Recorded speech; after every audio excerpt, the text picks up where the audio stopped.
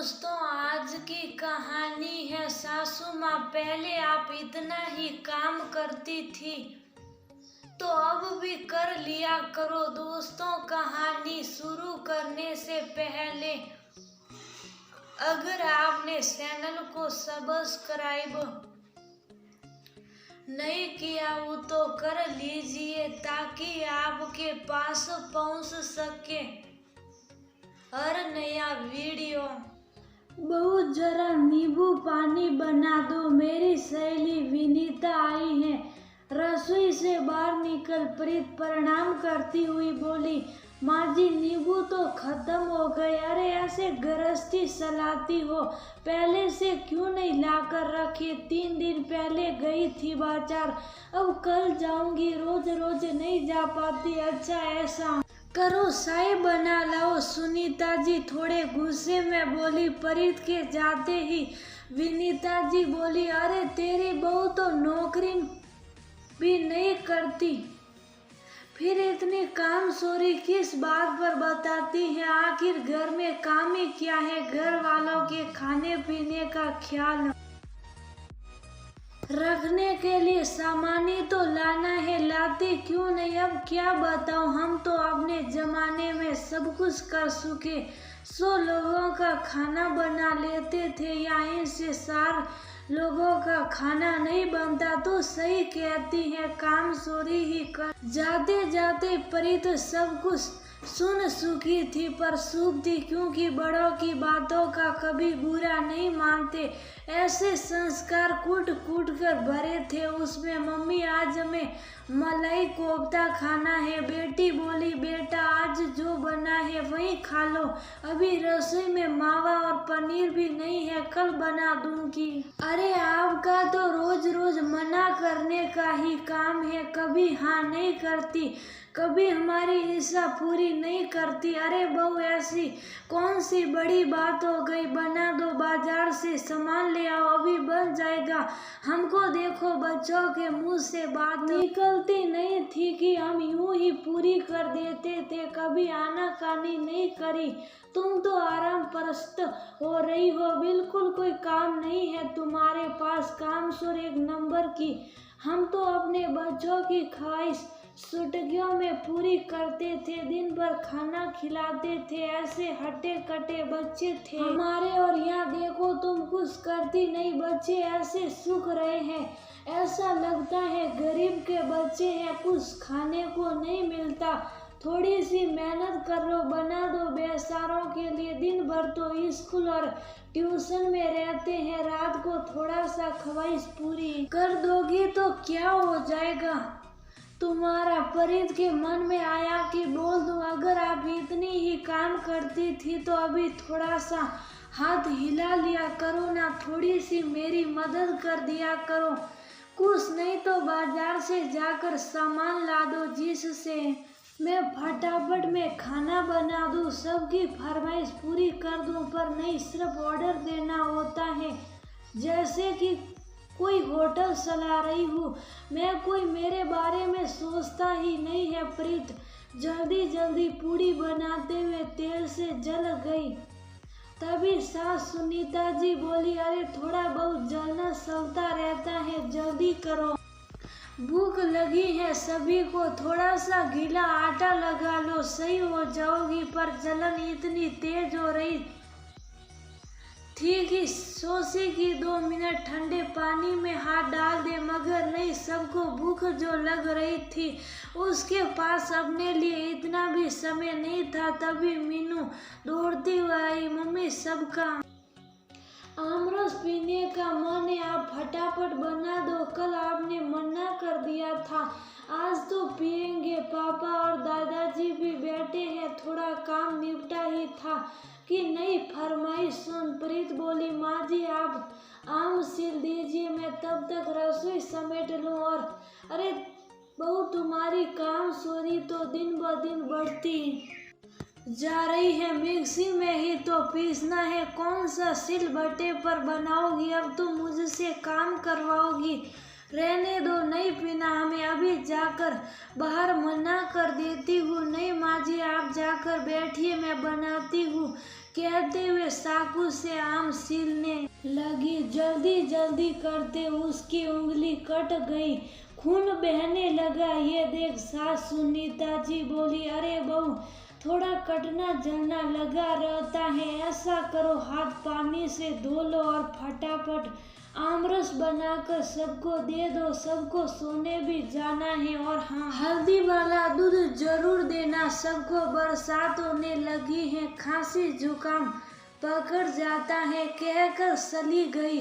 फरीद का हाथ जला हुआ था, ऊपर से कट भी गया था। इतनी तेज जलन हो रही थी, फिर भी उसने आमरस बनाया और सबको दे दिया। कमरे में जाकर सोचने लगी, शायद मुझे कुछ भी हो जाए।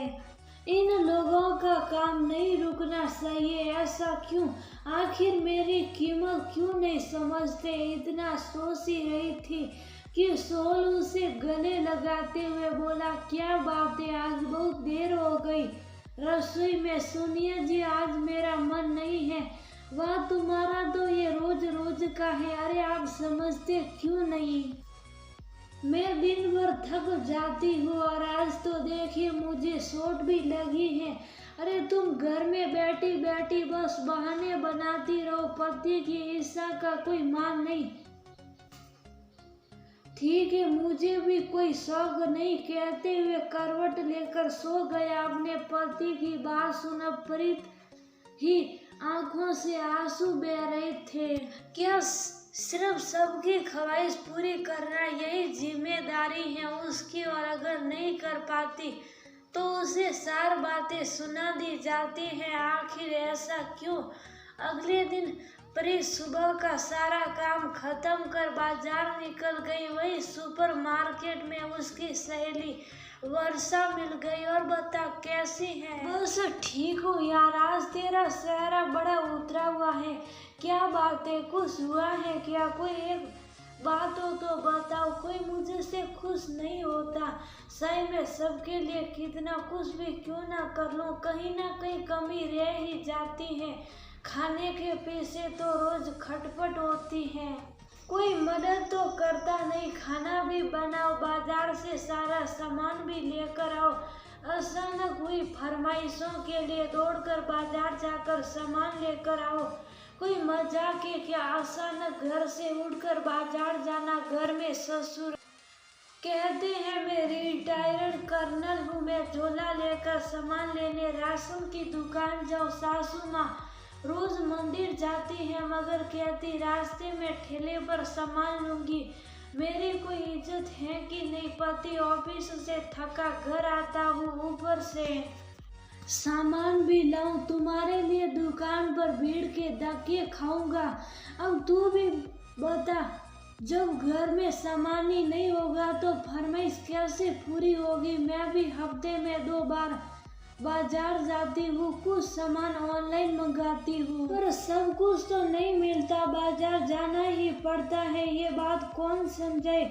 बोल तो सही रही हो तुम, ऊपर से मुझे काम से बहुत साबित करते हैं कि मैं कुछ काम नहीं करती।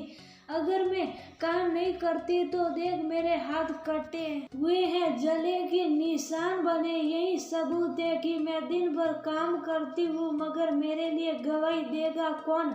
समस्या सुन, वर्षा ने बोला, तू अपनी जिंदगी में कुछ उल्टा पुल्टा करके देख, हो सकता है सब सही हो जाए। क्योंकि जब घी सीधी उंगली से ना निकले तो सिर्फ टेढ़ी करना ही उपाय होता है। उसके कुछ समझाने पर फरीद आगे बढ़ती है। अगले दिन सुबह नाश्ता और टिफिन लगाकर अपने कामों में व्यस्त हो जाती है। थोड़ी देर बाद काम वाली संपा दोपहर के खाने की तैयारी कर रही थी। सुनीता जी देखते हुए बोली, अरे ये क्यों आटा लगा रही है? सब्जी भी चूल्हे पर सड़ी हुई है। बहू तुम क्या कर रही हो? प्रीत बोली, माँ जी आज से यही दोनों टाइम का खाना बनाएगी और मैं कुछ बच्चों को ऑनलाइन पढ़ाया करूँगी। अरे हमें भाइयों के हाथ का खाना पसंद नहीं माँ जी, ये सफाई से हाथ धोकर बनाएगी, हर जगह खाना बनाने का ही काम करती है। और मैंने सोहल से भी पूछ लिया है, वो ने कहा अपनी सहायता के लिए काम वाली लगा लो, क्योंकि फरीद ने अपने पति को बड़े प्यार से समझाया था कि अगर उसकी मदद कोई कर देगा तो उसके पास अपने पति के लिए समय बचेगा। अब सासू माँ शुभ थी, क्योंकि बेटे की इजाज़त शामिल थी।